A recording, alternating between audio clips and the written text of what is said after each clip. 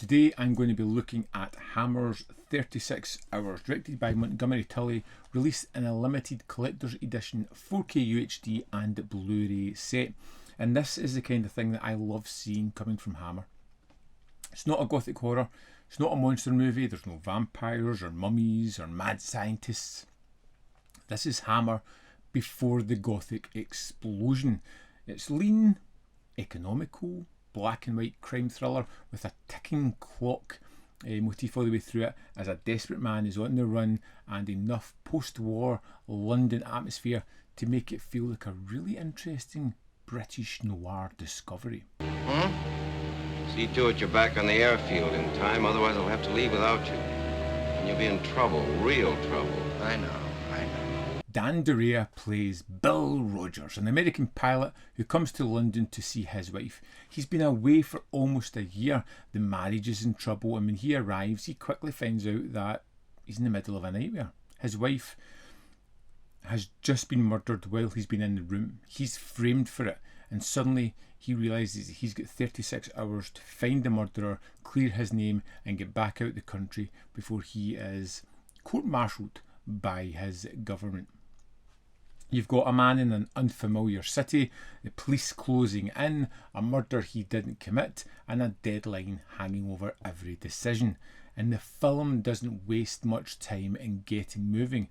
And once Bill discovers that he's been put in a trap, the 36 Hours becomes compact, anxious, man-on-the-run kind of story. I'm an American, a pilot, and I'm in real trouble. But I'm not a killer. You will believe that. I'm not a murderer. For me, I really like the aspect of Dan Duryea in a British film. He's one of those actors who brings a kind of noir credibility with him.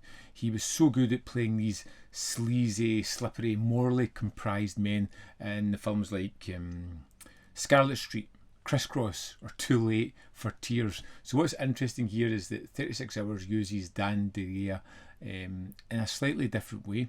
Bill Rogers isn't a smooth kind of villain. He's a panicky man, the protagonist, the good guy of sorts, scared and angry and confused, and he's trying just to survive long enough to get to the truth of the matter. But because it's Duryea, there's still an edge to him. You still feel that he could push that extra bit further, do things that are a little bit more risky than anyone else that may be investigating this.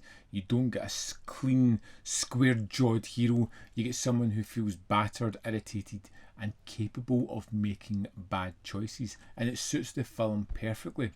If you go on as you're doing now, you're either going to be killed or become a real murderer. Spoken like a true welfare worker. What I always enjoyed about kind of wrong man thrillers is how quickly normal life just disappears for these characters. At the start, Bill thinks he's dealing with a personal problem, a broken relationship, a kind of awkward reunion, a woman he still has really complicated feelings for, and then suddenly, boom, everything is just blowing up. Now it's murder, now it's survival, now every stranger could expose him, every conversation could trip him up, every minute brings him closer to the gallows. For a boy who can't stand violence, you're full of it, aren't you? Who are you anyway? There is an issue of limited characters. There is a lack of surprises in the idea that we already know who the murderer is, because we see that at the start of the film. It's not so much who did it, it's more a why did they do it. And it's getting to that kind of story. Feels a little bit convoluted and a little bit rushed in parts. What really works though is the post-war atmosphere in the film. It's a London crime thriller where the city does a lot of the work. You get streets and pubs and boarding houses and police stations, shadowy rooms, slightly battered post-war texture of the British noir adds a flavour all of its own. It feels different to the American counterparts, where you have the kind of synonymous big city, driving rain, full of neon, those kind of things. The British noir is kind of different. It feels colder, it feels a little bit smaller, it's more cramped, and it feels more everyday. And there's something about that being played out that gives it a different kind of personality in the film, a little bit more realism in my eyes. Bill. Who's he? My husband. Why did you do it? What right have you to...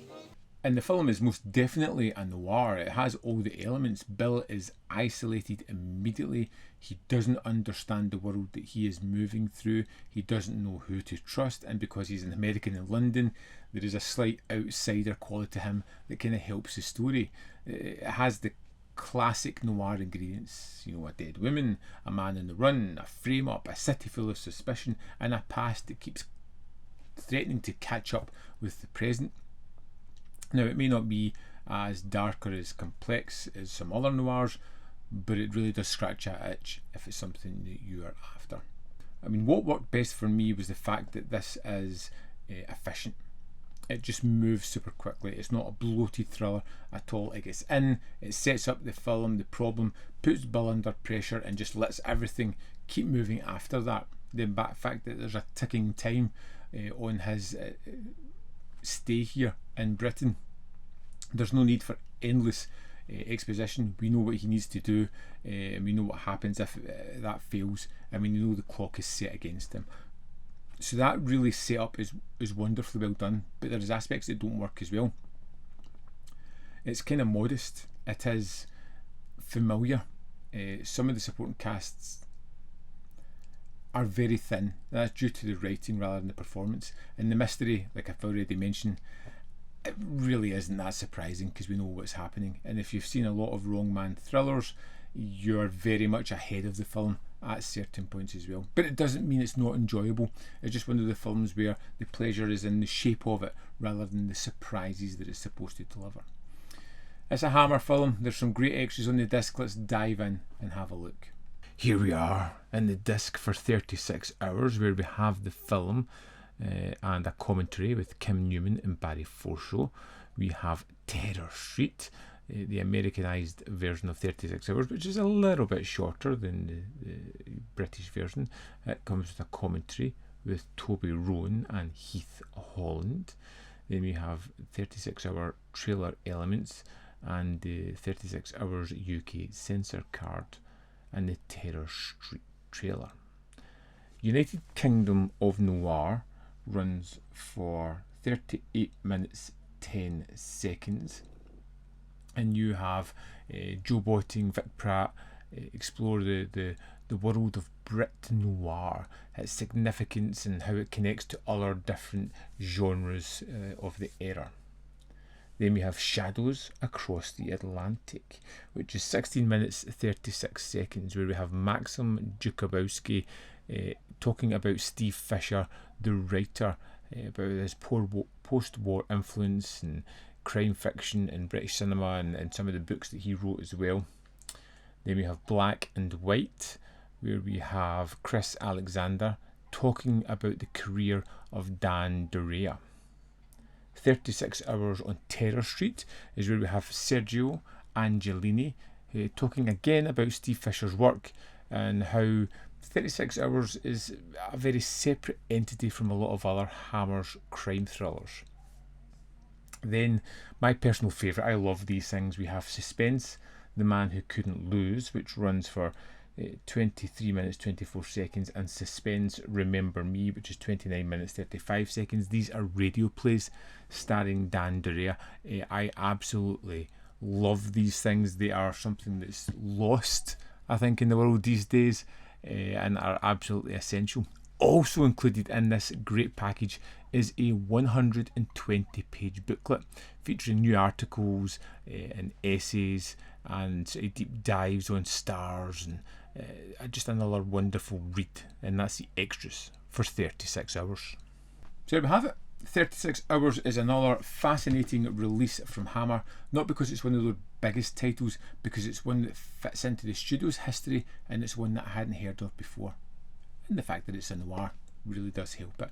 It's a compact, shadowy, man on the run thriller. Dan Duryea really brings some great energy here, and the sort of situation of London post-war adds another aspect to the film that just makes it worthwhile in checking out. I would love to know if you've seen 36 Hours, or if you'd heard of it before or discovered it on TV at some point, and your thoughts on it, and if you're picking up this release. Let me know in the comment box below. As always, there is more content here. You can see more of my stuff. In the description box are links to Patreon, membership programme, and themanvfilm.com, always in which you can support me. Thanks for watching, and see you next time.